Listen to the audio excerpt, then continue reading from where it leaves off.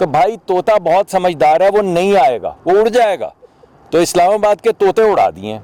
अब इस्लामाबाद में तोतों को वापस लाने के लिए जो इंडिजिनस दरख्त हैं वो लगाए जा रहे हैं। हमेशा से ये कहता हूँ कि जब हम यहाँ पर आते थे तो यहाँ पे बुलबुल होता था, यहाँ पे चिड़ियाँ होती थी, यहाँ पे हरे तोते होते थे, यहाँ पे हर किस्म के रात को जुगनू होते थे। और बड़े मैं मकानात की बात नहीं कर रहा या गांव की बात नहीं, छोटे छोटे घरों के पीछे बच्चे जुगनू पकड़ते थे।